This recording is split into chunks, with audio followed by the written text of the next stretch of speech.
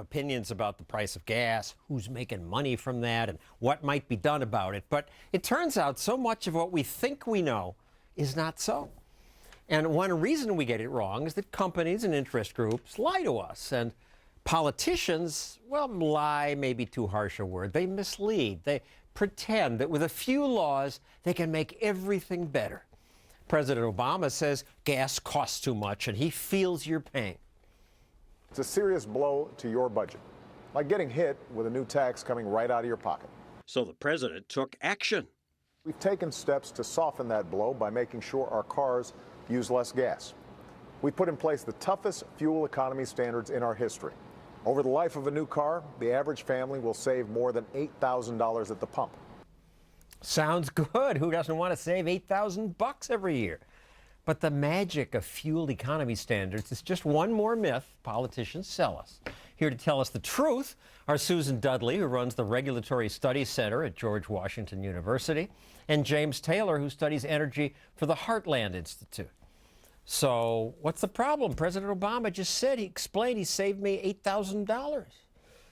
Well, the problem is the government has saved you money by reducing your choices. People value different things in their vehicles. My husband and I, we have hybrid cars and we love them. We drive them, we commute, we take them on vacation, but we also have a pickup truck that we use around the farm. Now, for our hybrids, we value fuel economy, we like gas mileage. For our truck, we value different things. And the problem with the government's rule is that they're ignoring all those other preferences, all those other things we think about when we buy a car, and assuming that the only thing we value is fuel economy.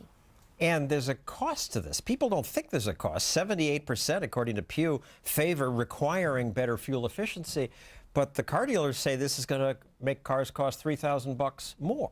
And the government's own estimate is that the most recent rules that you just mentioned, $60 billion to achieve those rules. But these are popular.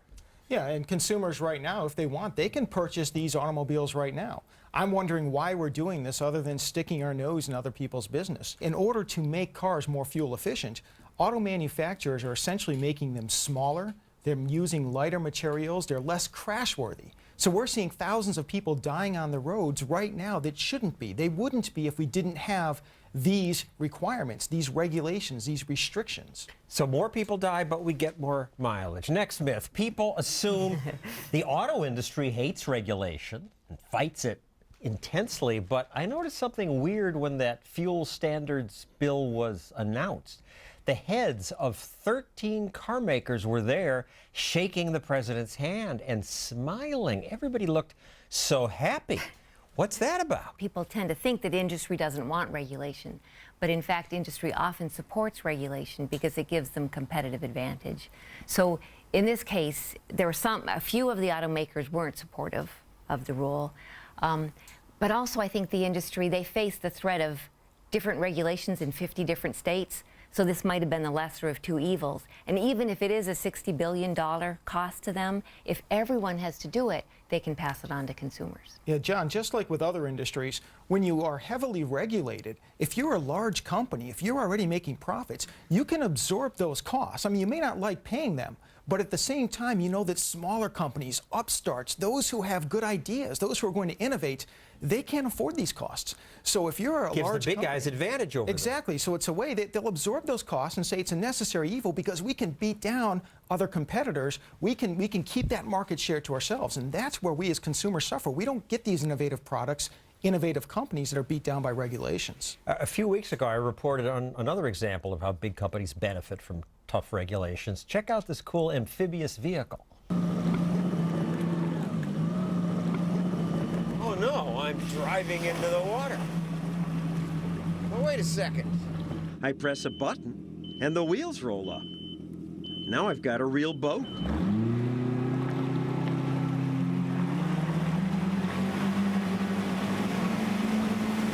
And the company makes even more useful amphibious vehicles. This big one could be a terrific rescue vehicle in places where there are lots of lakes and rivers. this SUV-sized one also, but the company says American regulation makes it very difficult to get these things approved in America. And one reason is that big automakers are so comfortable with the current regulations that they join the government in resisting innovation. For example, this vehicle cannot be used on public roads in America because it has no airbags. But you can't put airbags in a boat because every time it hits a wave, the thing would go off. Frequent face planting of the airbag. But as adults, unless the manufacturers of these innovative vehicles are affirmatively hiding something from us, why shouldn't we be able to make that choice? It's going to make our lives more enjoyable. So enough bashing big auto. Let's now take on the oil companies. I'm told they oppose green energy. They don't want the competition. This Washington Post headline sums it up nicely. Oil giants don't want to follow Obama's green lead. I assume that's true. Oil isn't green, but you say this is a myth? Absolutely a myth. ExxonMobil, for example, they invested $600 million in algae research for biofuels. They see an opportunity to make money, especially if government is going to mandate or subsidize these algae They feed off biofuels. government, too. Absolutely, so they're not opposed to that. And they are, in fact, the biggest investor Yes, in indeed. green stuff. People Really? don't know that, but the oil companies, they see an opportunity to have more subsidies, more pork thrown their way. Why not get on board? Next myth, electric cars, great for the environment. And this must be true because I once got this electric cart totally free, thanks to a government subsidy. The subsidy's now gone, but electric must be better for the earth because Congress still subsidizes electric vehicles. This is a myth? Electric isn't better? Electric's not better because, first of all, we have to get that electricity from somewhere. So if the justification is we're reducing emissions, well, now we just have power plant emissions. Plus the batteries for those electric carts, and if we put them in automobiles as well, they're also a very significant environmental problem in terms of recycling or what have you. And by the way, thank you for that segment. I watched it and I got one of those golf carts myself. Maybe a little bit of a hypocrite, but you know, we used to drive around the neighborhood, tote around, and my girls have a good time with it. The government justified it by saying that we were reducing emissions. It's not like we'd be driving all over our neighborhood without it. It's just a toy. Next myth, Democrats regulate and Republicans deregulate. You were a Republican regulator. Well, I was the overseer of the regulators. The Office of Regulatory Affairs under President Bush. That's right. The evidence just does not support that. If you look at the number of regulations issued by President George H.W. Bush, President Clinton, and George W. Bush, over their terms, they issued on average the same number of economically significant regulations. Now, President Obama has been regulating more. His record, he's about 20% more than any of his three previous administrators. Plus the notion that President Bush was a deregulator, I would say that's a myth. He issued some of the most far-reaching regulations on air quality, food labeling, and he hired 90,000 new regulators. They call him the deregulator. Did you fight him on this? Did you resist? Well, the pressure to regulate is intense. And as we've noted before, even industry is pressuring for regulation. So when regulation can give you some competitive advantage, everybody pushes for it. There's really nobody pushing for, let's step back and give people more freedom of choice.